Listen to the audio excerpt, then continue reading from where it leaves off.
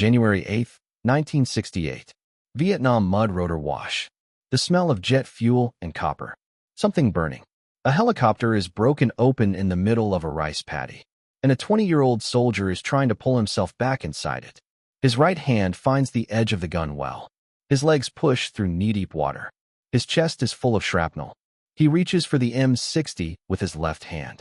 His left hand isn't there. His arm is gone, destroyed at the shoulder, hanging by tissue, blood pouring from a severed artery into the brown water. He looks at it for maybe 2 seconds. Then he tucks what's left of the limb into his waistband, pins it against his body with his hip, and keeps climbing. The M60 weighs 23 pounds. It was designed for 2 hands. He has one.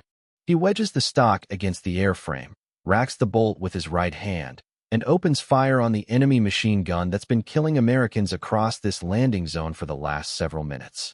His gun is the only American weapon still shooting. He kills the emplacement. Then his body shuts down, and he falls unconscious into the gun well. That's not the end. That's not even the middle. Gary Wetzel is going to wake up 3 more times the next 12 hours. Each time with less blood, each time with more damage. Each time he's going to get up and go back for his crew.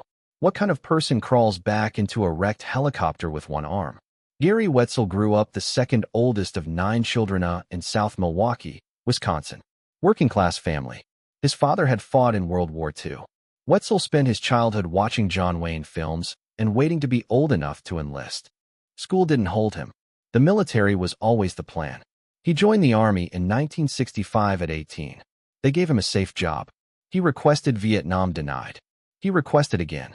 Approved. They deployed him to an ordnance unit. Maintenance supply, still safe. Wetzel re-enlisted while overseas specifically to transfer to an aviation unit. Door gunner on a Huey, the most exposed seat in the American military. No armor, no doors. You sat behind an M60 in the open cargo bay, leaned into the rotor wash, and presented your entire upper body to whatever was shooting from below. The enemy knew this. Their doctrine prioritized killing door gunners first. Over the course of the war, nearly 5,000 helicopter crew members were killed in Vietnam. 1 in 10 American combat deaths. Wetzel volunteered for it. By January 68, he'd been shot down 4 times. Walked away every time. Most men who survive one helicopter crash count themselves lucky and start calculating how many missions they have left. Wetzel volunteered for more flights. This wasn't bad luck. This was a man who kept putting himself exactly where the dying happened and kept not dying. That pattern was about to break. Wetzel's crew that morning, Warrant Officer Timothy Artman, 23, out of Hialeah, Florida, Aircraft Commander, Specialist Bart Jarvis, Crew Chief on the opposite gun. Their mission was troop insertion near Abdong, and what intelligence hadn't grasped was that the enemy dug into those tree lines wasn't guerrillas. They were main force battalions with RPGs and heavy machine guns protecting weapons caches for an offensive 22 days away. The Tet Offensive, the biggest coordinated attack of the entire war. The soldiers hiding in that tree line weren't running. They were waiting. The Hueys came in low over flat paddy land. Dry season, water catches the light from the air. The landing zone looked open and safe. The kind of place you could set a helicopter down and have troops fanning out in 30 seconds. But the Viet Cong had studied American landing patterns for years. They knew where the helicopters flared. They knew the exact moment the airframe was slowest, heaviest, most committed. They'd turned this LZ into a kill box with interlocking fields of fire and RPG teams sighted on the touchdown point. They let the helicopters come all the way in, held their fire through the approach, through the flare, through the final seconds when the aircraft was heaviest and slowest. Wetzel felt the skids touch paddy water. Half a second of silence. Then the crossfire was tremendous. The first RPG tore into the airframe. The cockpit plexiglass blew inward. Shrapnel hit Artman in the legs. The Huey shuddered, lurched sideways, and died in the mud. Rotors winding down. No lift, no power. A stationary target in the center of a kill zone, with its crew still inside. Artman was slumped in the cockpit, couldn't move. Wetzel and Jarvis kicked out and went for him. They never got there. 2 more rockets detonated inches from Wetzel. The blast destroyed his left arm at the shoulder, drove shrapnel through his right arm, his chest, and his left leg, and threw him out of the aircraft into the mud. He should have died in the water. The arteries at the shoulder bleed fast enough to kill in minutes. He had 4 open wounds. He was face down in a rice paddy.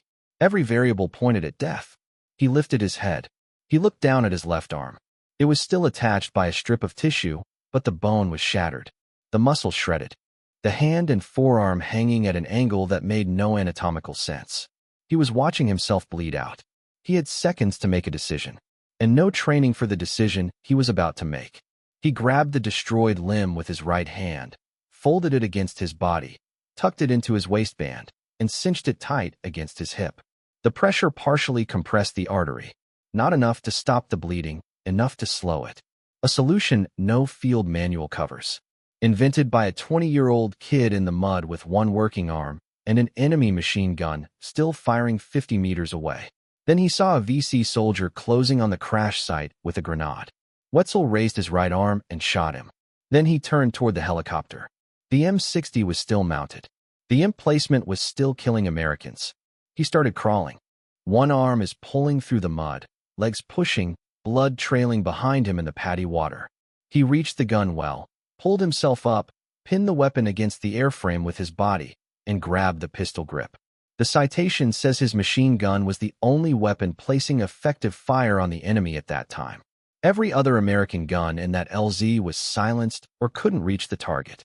Wetzel, one-armed, bleeding from 4 wounds, was the only thing between the enemy and the rest of his crew. He held the trigger until the emplacement went quiet. Then his body quit for the first time. Everything Wetzel does, from this point forward, is a choice. The rational thing, the survivable thing, is to lie still, conserve blood, wait for rescue. That is what his body is telling him to do. Every time it shuts down, and every time he wakes up, he chooses something else. He came to in the mud. The emplacement was dead, but enemy fire still crackled from the tree lines. No medevac could land. He didn't check his wounds. He went for Artman. He dragged himself across the paddy on 1 arm and his legs heading for the cockpit. Made it partway. His body quit for the second time. This time when he woke, it wasn't adrenaline that moved him. Adrenaline was gone. He'd bled too much for that. What pulled him forward was something harder to explain and harder to stop. Artman was still out there. Artman was 23 years old and had flown him into 100 LZs and was bleeding out in a cockpit 50 feet away. A helicopter crew is 4 men in a metal box over a country that wants them all dead. You eat together, sleep 20 feet apart. Fly together every day knowing one of those days will be the wrong one. You don't leave your crew. Something deeper than training won't let you. He found Jarvis, who'd gotten Artman out of the cockpit and was trying to pull him toward a rice paddy dike, the only hardcover in reach. Wetzel grabbed Artman with his 1 working arm and helped drag him toward it. His body quit for the 3rd time. 3 collapses, 3 awakenings. A man running on less than half his blood volume. 1 arm destroyed, shrapnel in his chest, kept regaining consciousness, and kept choosing to move.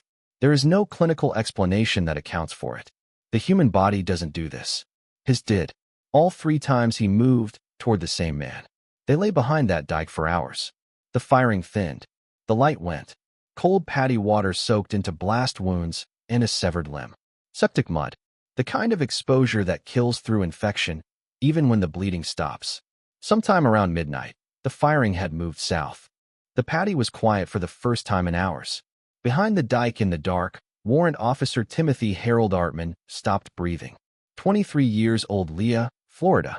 He had woken up that morning and pre-flighted a helicopter and flown it into a landing zone that nobody knew was a trap.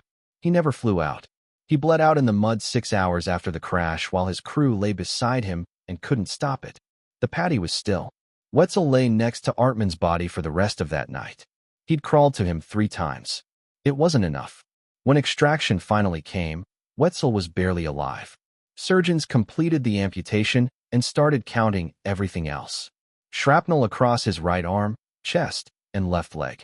Spine damage they wouldn't fully understand for years. They gave him 18 units of blood. The human body holds 10 to 12. His entire blood volume was nearly replaced twice over. His heart stopped once during surgery. They brought him back again.